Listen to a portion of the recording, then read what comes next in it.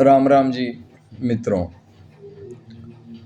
अब हम भगवद गीता अध्याय 18 के श्लोक 53 में प्रवेश कर रहे हैं, जहाँ भगवान श्री कृष्ण उस परब्रह्म की प्राप्ति में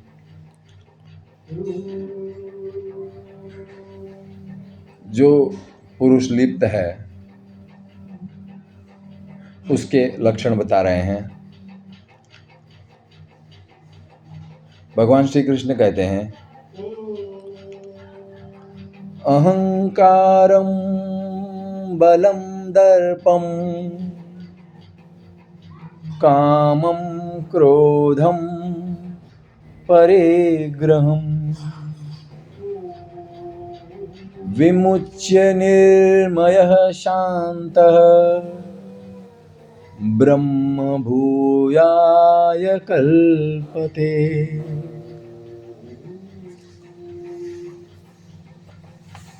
अर्थात अहंकार, बल, घमंड, काम, क्रोध, परिग्रह। परिग्रह का अर्थ है संग्रह करने वाला या अधिकार दर्शाने वाला।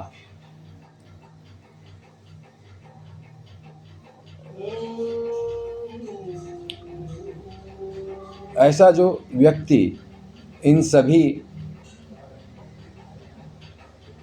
अवगुणों का त्याग करके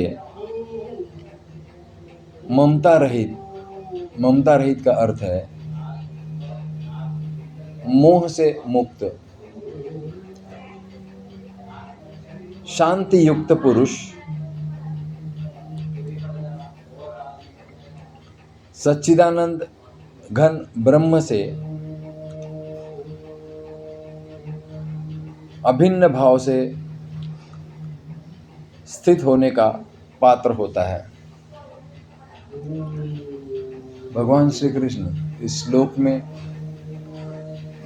कुछ अवगुणों की चर्चा कर रहे हैं और कुछ सद्गुणों की भी चर्चा कर रहे हैं, जो ऐसे पुरुष के पास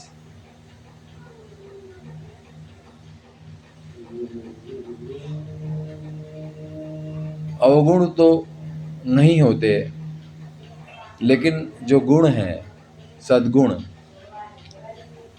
वो होते हैं। ऐसा पुरुष परमात्मा को पाने में, परमात्मा का अर्थ किसी व्यक्ति से नहीं है, परमात्मा का अर्थ है ईश्वर का वो स्वरूप जहाँ द्वैत मिट जाता है, अद्वैत बसता है, सत्य बसता है,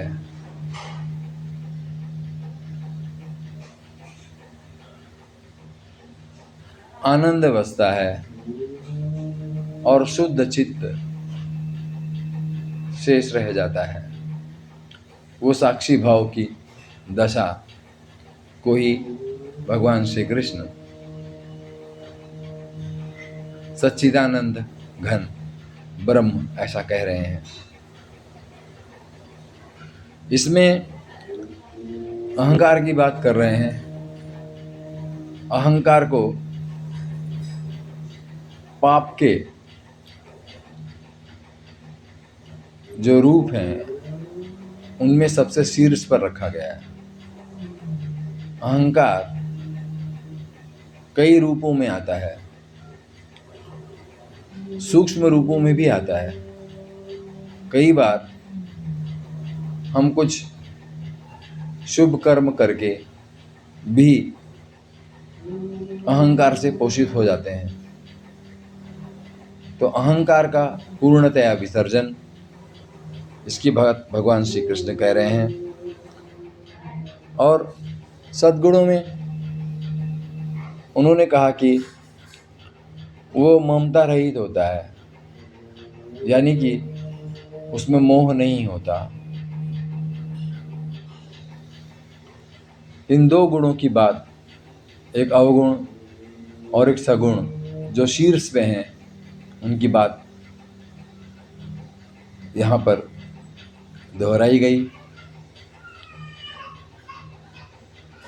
भगवान श्री कृष्ण कहते हैं कि ऐसा व्यक्ति उस साक्षी भाव को, उस दृष्टा भाव को, उस सच्चिदानंद घन को प्राप्त होता है।